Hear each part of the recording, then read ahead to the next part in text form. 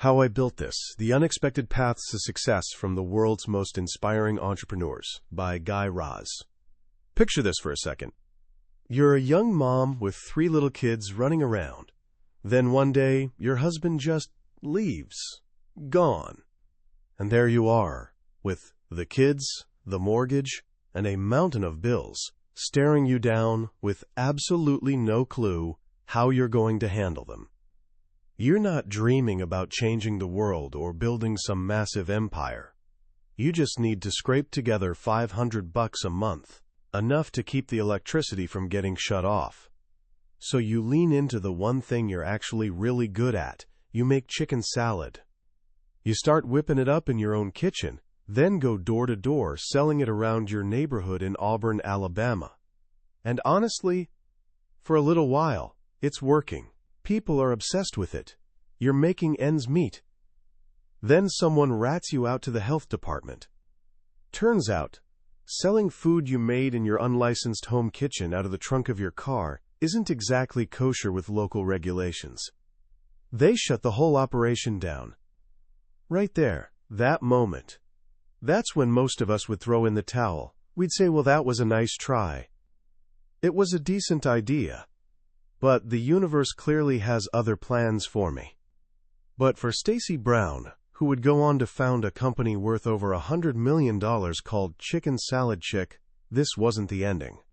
This was just the opening scene of a story so packed with unbelievable highs and crushing lows that it sounds like something Hollywood dreamed up. We're talking love, catastrophic loss, betrayal, and the kind of resilience that almost defies belief. And her story? In a lot of ways, it's the story of every great entrepreneur. This is the world that journalist and master storyteller Guy Raz brings us into with his book, How I Built This. For years on his podcast of the same name, Guy has sat down with the founders behind some of the world's most iconic companies. Instagram, Airbnb, Patagonia, Spanx, you name it. And here's what he discovered.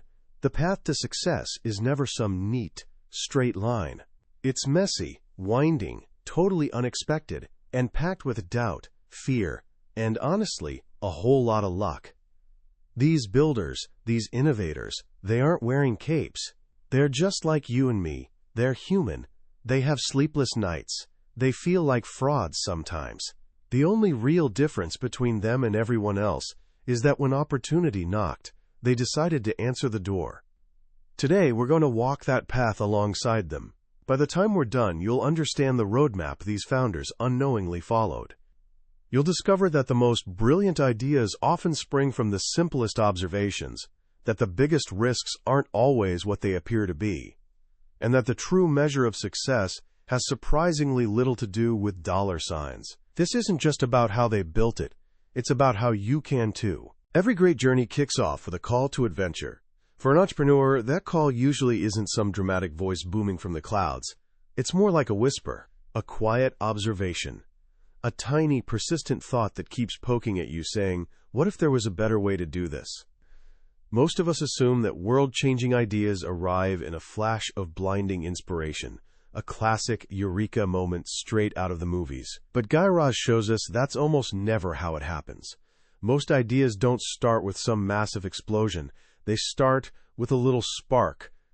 Take Lisa Price. Back in the late 1980s, Lisa landed her absolute dream job.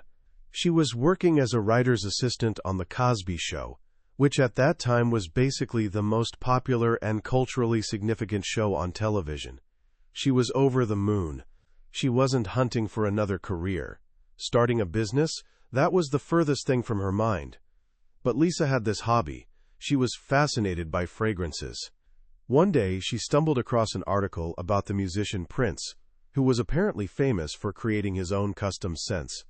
The whole idea captivated her, that fragrance could actually be a form of creative expression, like painting or writing. So she started experimenting. Right there in her tiny one-bedroom Brooklyn apartment, she began mixing essential oils and lotions, trying to whip up her own moisturizers. Not to sell or anything. Just for her own use. She was, like so many founders are in the beginning, simply scratching her own itch. Her creations were for her own dry skin, with scents that she personally loved. She wasn't trying to impress anyone else. It was purely for the joy of it. This went on for years. The Cosby Show wrapped up, and Lisa bounced between various freelance production gigs. Then one day, her mother, Carol, floated an idea. "Lisa," she said, "you should sell your lotions at the church flea market." Lisa was doubtful. "Really, Mommy?" she asked. "You honestly think people would pay money for this stuff?" Her reaction is so wonderfully relatable, isn't it? It's that voice of self-doubt that lives inside all of us. She was so close to her creation that she couldn't see what made it special. But her mother could see something she couldn't. This stuff actually worked. And that right there is the first major lesson from these builders. A genuinely good idea almost always lives at the intersection of personal passion and practical problem solving. Lisa was passionate about creating, and her creation solved a real problem, first for herself, and eventually for others. Trusting her mom's instinct, Lisa invested $100, set up a little table at the flea market, and completely sold out. But even then, she didn't see it as an actual business. It was just a fun hobby that happened to make a little cash on the side. The real turning point happened while she was watching an episode of The Oprah Winfrey Show. Oprah was interviewing people who had launched businesses with practically no money. One guest said something that stuck with her. "You have to be passionate about what you do. If you're not, you'll quit way before you make any money." Another guest defined passion this way: "If someone woke you up in the middle of the night, would you jump out of bed to do this thing?" And Lisa just sat there on the edge of her bed and realized she honestly could answer yes to that question. That was the exact moment her hobby, Carol's daughter, started its transformation into a brand so beloved that L'Oreal would eventually acquire it for a fortune. The idea is the spark, but taking the leap, that's the fire. It's that moment when you actually decide to act on the idea. And it's often the most absolutely terrifying part of the entire journey. We look at our current lives, the steady paycheck, the comfortable routine, and then we stare out at the vast, foggy unknown of a new venture, and it feels like we're looking across the Grand Canyon. Guy Raz shares this beautiful framework for thinking about this, a distinction he picked up from Jim Koch, the creator of Sam Adams beer. The question you should ask yourself is this: is it dangerous, or is it just scary? Back in 1984, Jim Koch had the kind of job most people would absolutely kill for. He was pulling down serious money as a consultant at the Boston Consulting Group, $250,000 a year, which translates to over $600,000 in today's money. He flew first class everywhere. He advised CEOs of major companies. By any conventional measure, he had it made. But here's the thing. He was bored out of his mind. The learning had completely stopped. And he had this idea gnawing at him, starting a craft brewery. When he finally told his father about it, his dad looked him dead in the eye and said, "Jim, you have done some really stupid things in your life." This is absolutely the stupidest. Now, Jim's father was a fifth-generation brewmaster. He had watched the American beer industry collapse from 1,000 small breweries down to just 50 massive corporations. To him, Jim wasn't just walking away from a great job. He was marching straight into a graveyard. It seemed risky. It seemed totally reckless. It was definitely scary. But was it actually dangerous? Jim had this powerful framework for thinking about risk that he learned from his days as an outward-bound instructor. He explained it like this: walking off a cliff backwards when you're rappelling is absolutely terrifying, but you're secured by a rope that could literally hold a car. It's not dangerous at all. Walking across a beautiful, sunny snowfield in late May, on the other hand, doesn't feel scary in the slightest, but it's incredibly dangerous, because the snow could be melting underneath, creating perfect conditions for an avalanche. For Jim, staying at his comfortable, high-paying consulting job, that was the sunny snowfield. It wasn't scary at all, but it was deeply dangerous. The real danger was waking up at 65 and realizing he had completely wasted his one precious life doing something that never made him happy. Failing at the beer business? That was just scary. But he was a triple Harvard graduate. If the brewery tanked, he could always go back to consulting. He had a safety net. This idea completely flips our definition of risk on its head. The greatest risk isn't failure, it's regret. And it turns out this mindset shows up again and again among successful founders. Michael Dell's parents were absolutely horrified when he started building and selling computers out of his dorm room instead of buckling down on his pre-med studies. They basically told him to get his priorities straight. But Michael could see the personal computing revolution coming from a mile away. For him, the real danger was ignoring his passion to become a doctor he never wanted to be in the first place. And if the computer thing didn't pan out, he was 19 years old. He could always head back to school. But once you've caught a glimpse of what's possible, there's just no going back. Now, this doesn't mean you need to be totally reckless about it. The romantic myth of entrepreneurship is that you hurl yourself off a cliff and frantically assemble an airplane on the way down.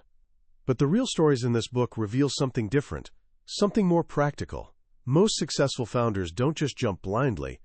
They pack a parachute first. Damon John is the perfect example of this. Long before he became a household name on Shark Tank, he was waiting tables at Red Lobster in Queens, New York. And for 6 full years, he kept that job while building his clothing brand FUBU on nights and weekends. His journey started incredibly small. He noticed rappers wearing these tie-top ski hats that were basically impossible to find anywhere. His mom taught him how to sew, and he cranked out 80 of them for about 50 cents each right there in his living room. The very next day, he stood on a street corner and sold every single one for $800 cash. He just kept reinvesting every penny. He moved from hats to t-shirts, then to jerseys.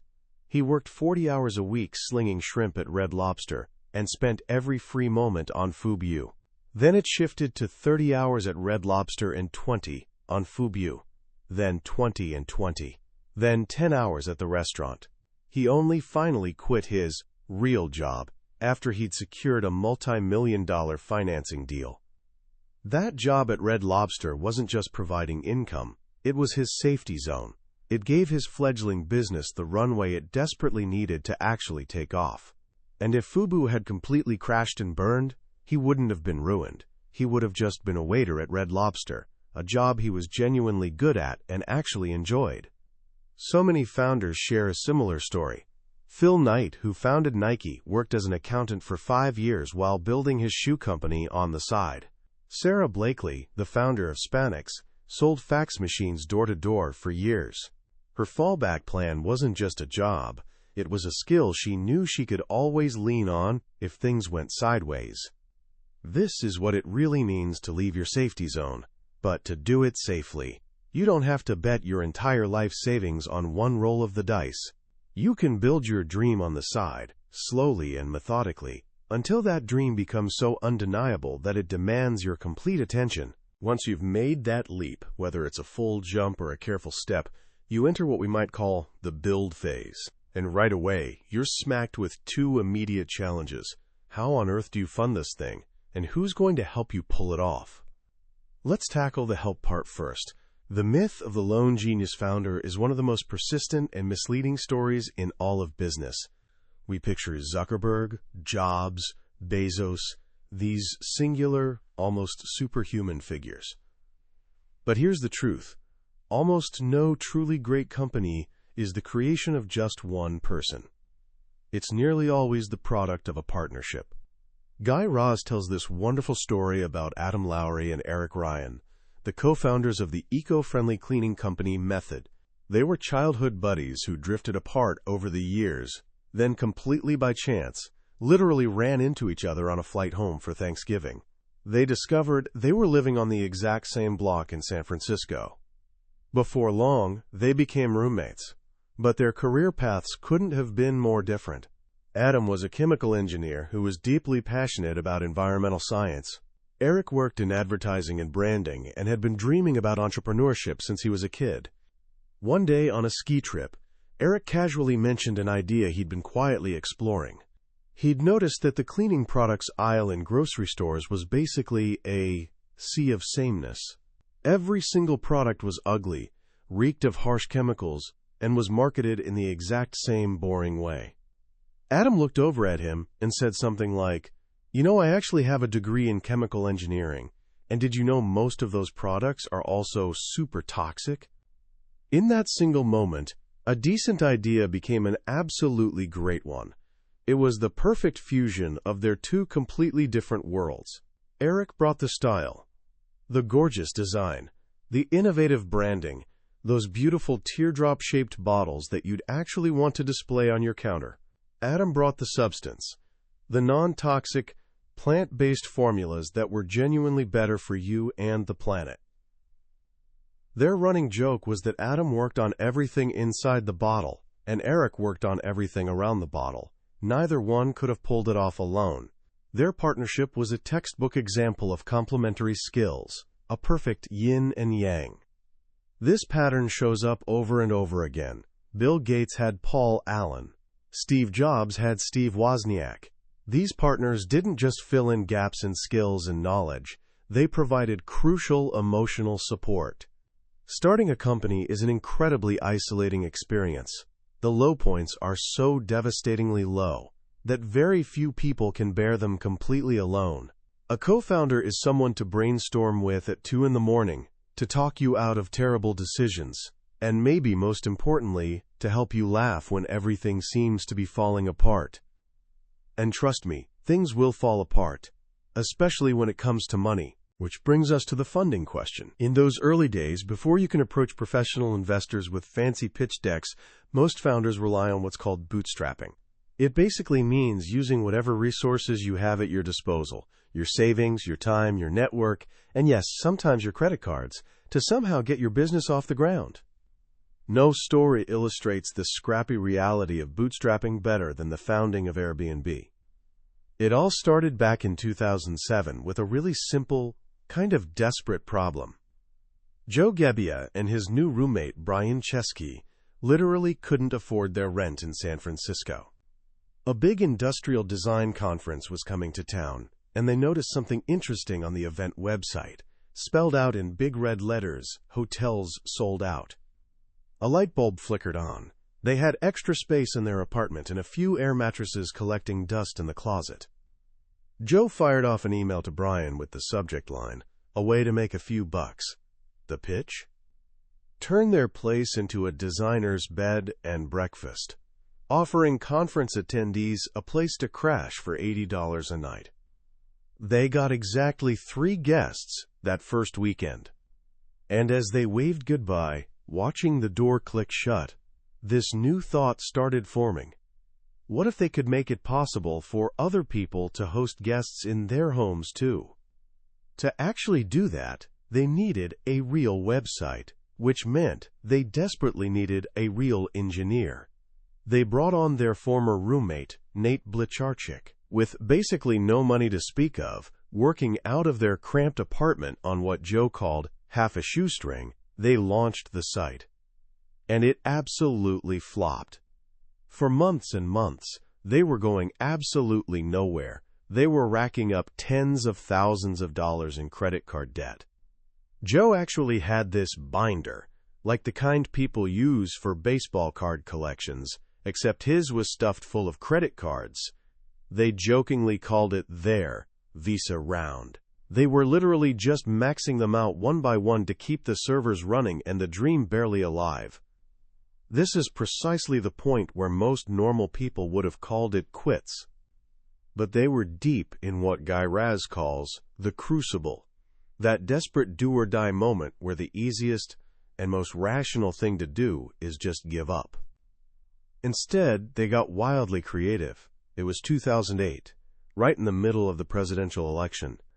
Late one night, feeling completely demoralized and broke, they had what seemed like a totally ridiculous idea. What if they designed and sold politically themed breakfast cereal? They came up with 2 concepts: Obama O's The Breakfast of Change and Captain McCain's A Maverick in Every Bite. It sounds like something out of a comedy sketch, but they actually went ahead and did it. They literally bought hundreds of boxes of generic cereal, designed custom boxes, and sold them online for $40 a piece as limited edition collectibles. They made $20,000, just barely enough to pay off their mountain of credit cards and keep the dream staggering forward a little bit longer. It was this act of pure, scrappy, slightly insane hustle that eventually got them into Y Combinator, the prestigious startup incubator. The founder, Paul Graham, wasn't even particularly sold on the Airbnb concept itself. He actually thought it was kind of weird, but he was completely sold on them as people. As he later said, if they could somehow convince people to shell out $40 for a box of cereal, they could probably figure out how to make their website actually work. Bootstrapping isn't just about financial survival. It's about maintaining control of your company. And maybe more importantly, it's about proving to yourself and to the skeptical world around you that you have the sheer grit to see this thing through. Once you've actually built something, once you have a product, and maybe a handful of customers, your next major challenge is getting your story straight. Because a business isn't just what you sell, it's why you sell it. Your story is what connects people to your brand on a deep, emotional level. It explains, at the most fundamental level, why you even exist in the first place. Whitney Wolfe Herd had to figure out her story in probably the most public and painful way you could imagine. She was one of the original co-founders of the dating app Tinder. In 2014, she left the company after an absolutely tumultuous split with another co-founder that was both professional and romantic, eventually leading to a very public sexual harassment lawsuit. The online backlash was absolutely brutal. There were stretches where she genuinely didn't want to get out of bed. The internet had basically broken her. And somewhere in that brokenness, she started seeing a much bigger problem. It wasn't just about her personal story. It was about how incredibly toxic online interactions had become, especially for young women trying to navigate the dating world. She decided to build an antidote, a female-only social network built entirely around kindness and genuine compliments. She was deep into planning this when Andre Andreev, the founder of the massive dating platform Badoo, approached her wanting to collaborate. But he pushed her in a different direction. You need to build this, he told her, but you need to do it in the dating space. What you're trying to accomplish needs to happen in dating. At first, she really resisted. The dating world had nearly destroyed her. But gradually she realized he was absolutely right. The whole system of connecting was fundamentally broken. And that's how Bumble was born, built around one simple but revolutionary rule. Women had to make the first move. This wasn't just a clever feature. It was a genuine mission. It was a powerful story. It was about completely reversing an outdated dynamic that had been setting both men and women up for disappointment and failure. It put women firmly in control. Even the name itself, Bumble, reinforced this entire narrative. The queen bee, the hive, the woman at the center of it all, making things happen. This story, this crystal-clear sense of why, that's what allowed Bumble to actually break through the noise in an insanely crowded market.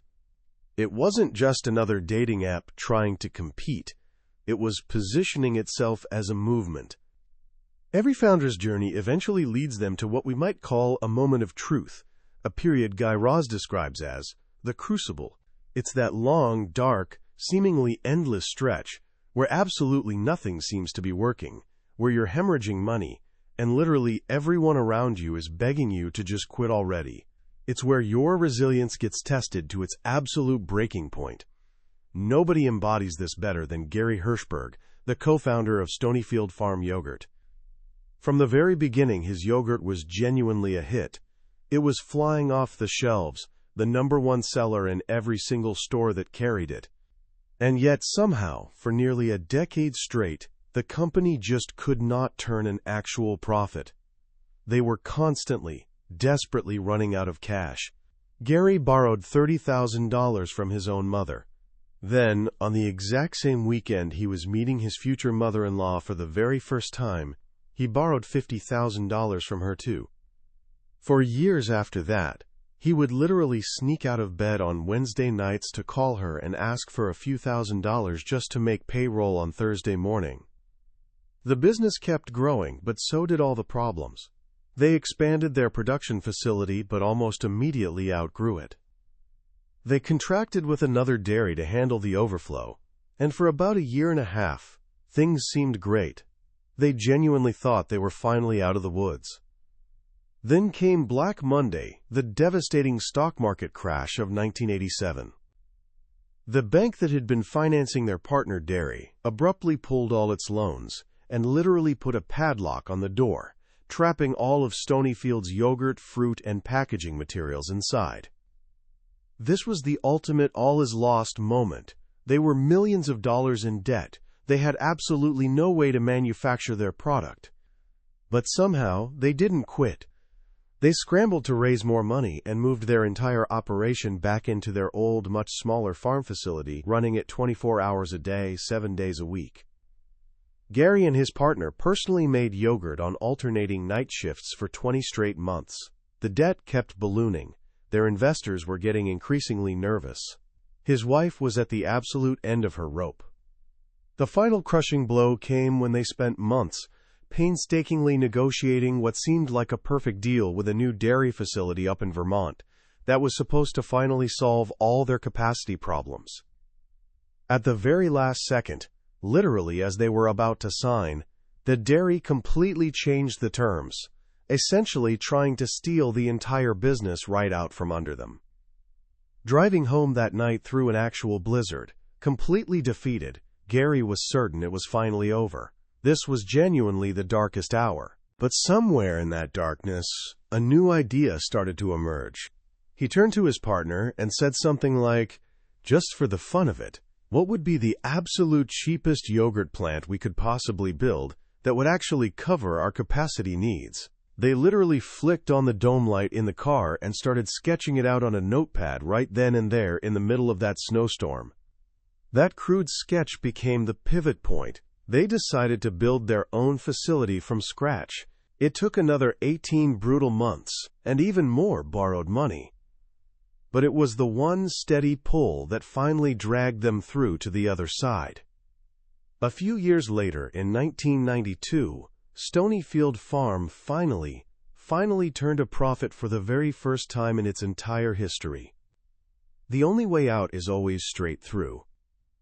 If you can somehow survive the crucible, you'll eventually reach what feels like the destination, a point where the business is actually stable, genuinely profitable, and consistently growing. And that's precisely when you face a completely new, much more existential question. What now? Do you sell this thing you've built, or do you stay and keep building? This is what business professor Noam Wasserman calls the founder's dilemma, that fundamental choice between being rich or being king. The rich option means selling the company or bringing in professional management, potentially making the business far more valuable but giving up meaningful control. The king option means holding on to control, but often at the cost of building a somewhat less valuable company overall. But Guy Raz's hundreds of interviews reveal a third factor that's actually more powerful than either of those: simple happiness. In the year 2000, Gary Erickson, the founder of Cliff Bar, faced exactly this choice. After watching their main competitors get acquired for absolutely massive sums of money, his business partner desperately wanted to sell. They got an incredible offer from Quaker Oats, $120 million, $60 million for each of them, just like that. They could walk away tomorrow, completely set for life. They said yes. The deal was done. The lawyers were literally gathered in the conference room. Less than an hour before the actual signing, Gary took a walk around the block to clear his head, and he just started openly weeping on the sidewalk. "This is my entire life," he kept thinking. "These are my employees who trusted me. This is my family. The company is named after my dad, for crying out loud." Halfway around that block, he made his decision. He absolutely wasn't going to sell. He walked back inside and completely blew up the deal. His partner still wanted out, which meant Gary somehow had to find $60 million to buy out her share of the company. He went massively into debt. Private equity firms kept calling him, telling him he was completely insane. But in that moment of decision, he felt totally free for the first time in months. He genuinely loved his company, and he simply wasn't ready to let it go. It was never really about the money for him. It was about building something the right way, on his own terms. Today, Cliff Bar is the leading energy bar brand in the entire country, and Gary Erickson is both a very happy and a very wealthy man who did it exactly his way. On the complete flip side are Angie and Dan Bastian, the founders of Angie's Boom Chicka Pop Popcorn. Their journey started incredibly humbly in their garage in Minnesota, popping kettle corn as a side hustle to help save money for their kids' college education. For years, it was literally just that, a fun side thing. They were helped along the way by this amazing village of friends, family members, and kind strangers who eventually became their first real employees. When they finally had the opportunity to sell, first a majority stake to a private equity firm, and then later the entire company to Conagra for a staggering $250 million, the decision wasn't agonizing at all. It was actually joyful. Because for them, selling wasn't really about getting rich for themselves. It was about rewarding all those people who had helped them build it from absolutely nothing. Their greatest, most meaningful moments came when they were finally able to hand out genuinely life-changing checks to their longtime employees, the ones who had been with them since the very beginning, believing in the dream. Their happiness came not from staying and building, but from being able to give back in such a profound way. Whether you ultimately decide to stay or to sell, the real goal should be building something that genuinely lasts. And that has way less to do with business strategy and way more to do with the culture you create. Reed Hastings, the co-founder of Netflix, learned this lesson the hard way. At his very first company, he tried to basically dummy-proof every single process and procedure. The result? Eventually, only people who were fine working like dummies actually wanted to work there, and the company completely failed to adapt when the market shifted underneath them. At Netflix, he deliberately did the exact opposite. He focused obsessively on creating what he called a culture of freedom and responsibility. He and his team created what's now the famous Netflix Culture Deck, a brutally honest 130-slide presentation that spelled out their values in stark, crystal-clear detail. It was intentionally designed as a recruiting tool to attract people who would absolutely thrive in their specific environment and to actively scare away those who wouldn't fit. The lesson was unmistakable. You have to be incredibly intentional about your culture from day one, or it will form on its own in ways you might not like. The cautionary tale here is Dov Charney, the controversial founder of American Apparel. He became so completely intertwined with his company that there was basically zero separation between him and the brand. He was what you might call a monarch CEO. The company culture became almost a cult of personality. And when his personal life completely imploded in scandal, he took the entire company down with him into bankruptcy.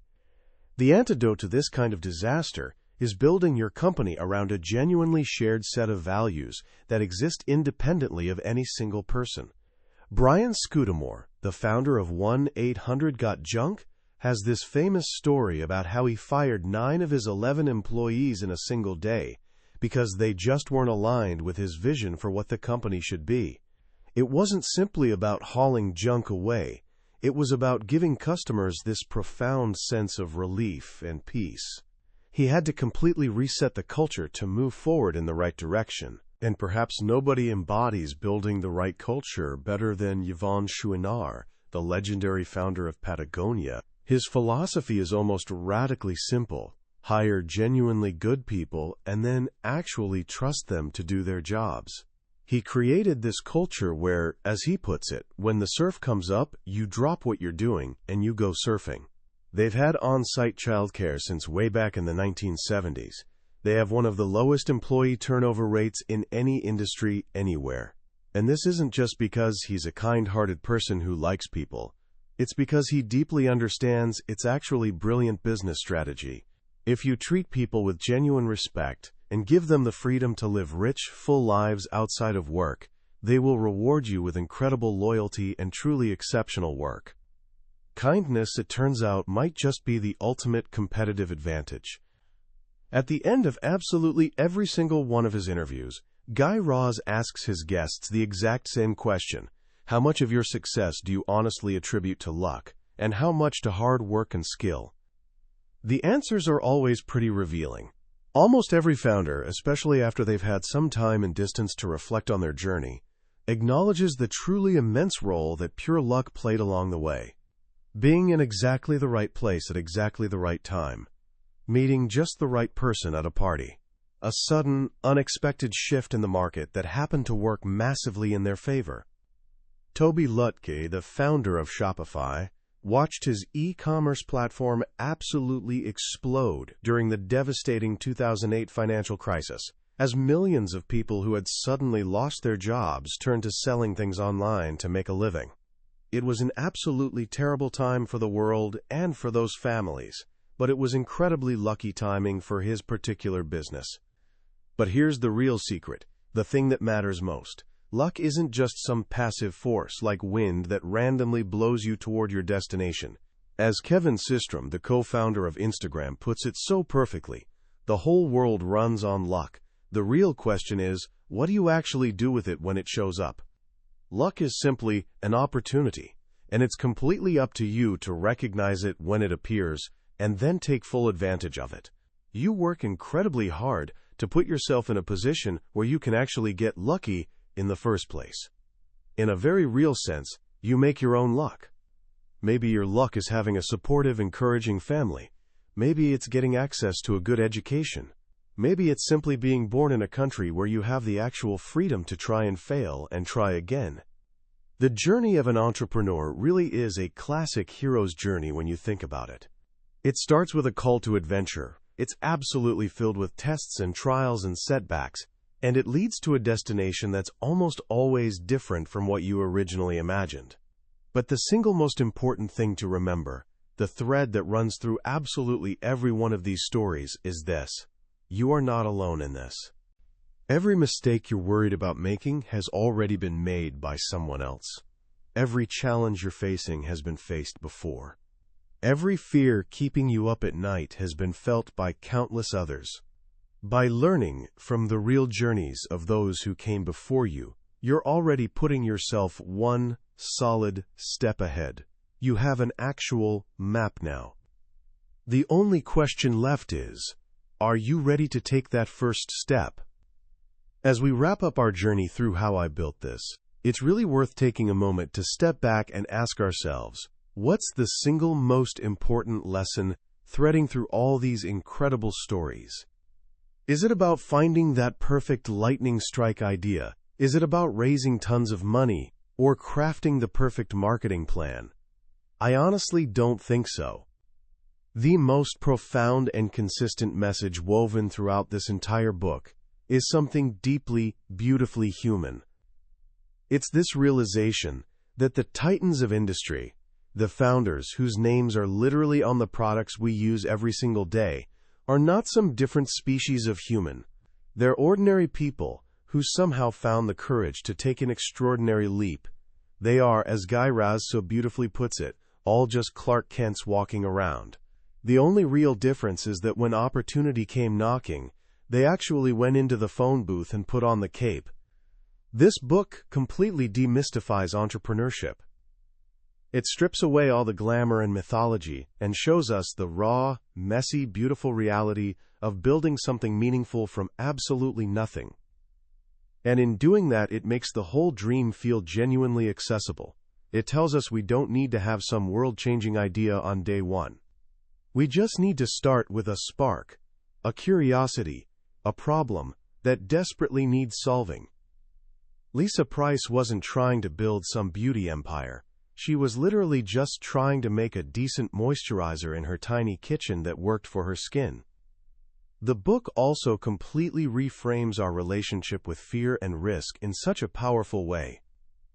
The story of Jim Koch choosing to leave his incredibly secure, high-paying consulting job is such a profound lesson for anyone standing at a crossroads right now. We're so often completely paralyzed by the fear of failure, the fear of leaving that safe, well-lit path everyone else is walking. But he teaches us to ask a fundamentally better question. What's the real danger here? Is it the danger of failing at something new and meaningful, or the much deeper danger of succeeding at something that leaves you feeling completely empty inside? More often than not, the greatest risk is actually a life lived with deep regret. So how can you start applying these lessons today, right now, even if you're not remotely ready to quit your job and launch a company? Here are 3 simple, practical actions inspired directly by the book. First, find your spark by actively looking for problems around you. Don't sit around trying to conjure up a startup idea out of thin air. Instead, for the next week, keep a small notebook with you everywhere you go. Every single time you feel a moment of genuine frustration with a product or a service, write it down. Every time you catch yourself thinking, God, I really wish someone would make something that does this better, write it down immediately. You're not looking for a complete business plan here. You're just training yourself to see the world through the eyes of a builder, to spot opportunities hiding in plain sight where others just see minor inconveniences. Second, honestly assess your fears and start building a small safety net. Think about one thing you've been wanting to try for a while. Maybe it's a creative project, learning a new skill, or testing out a side hustle idea. What's the absolute smallest, safest step you could take to begin right now? Can you dedicate just 1 hour a week to it without disrupting your life? Can you learn about it online completely for free? Just like Damon John waiting tables at Red Lobster while building Fubu, you can start building your dream without betting your entire life on it in one terrifying leap. The whole goal is to make that leap feel less like jumping off a cliff and more like confidently stepping off a curb. And third, take 15 minutes and write down your core values. Before you build anything, whether it's a company, a meaningful project, or even a new phase of your career, grab a piece of paper and write down the 3 to 5 principles that are absolutely non-negotiable for you. Is it kindness, integrity, creativity, courage, authenticity? Tristan Walker, the founder of Bevel, actually did exactly this before he even raised a single dollar of funding. These values become your North Star, your compass. When you inevitably face really difficult decisions, when you feel completely lost in the middle of your own crucible, these clearly defined values will be the anchor that keeps you grounded and guides you forward through the fog. That was a summary of How I Built This by Guy Raz. We've journeyed through the core lessons together today, but I'll be completely honest with you. A summary is kind of like looking at a map of a beautiful country you've never visited. The map can definitely show you where the landmarks are and trace out the main roads, but it can never truly replace the feeling of actually walking those streets yourself, smelling the air, meeting the people, and experiencing it firsthand. The real magic of this book lives in the rich, detailed, deeply personal stories of each founder's unique journey. This summary is really designed to help you decide if this book is worth your time and attention. If anything we've talked about today has genuinely resonated with you, if you've felt even a tiny spark of possibility, I really encourage you to grab a copy and dive in. Reading it isn't just about learning business strategy and tactics. It's an experience that can genuinely change how you see your own untapped potential. The link to the book is waiting for you in the description below. Also, if you found this summary genuinely valuable and helpful, I'd be so grateful if you could hit that like button and subscribe to the channel. It really helps us reach more curious minds like yours, and it ensures you won't miss our next journey into another potentially life-changing book. Let's keep growing and learning together.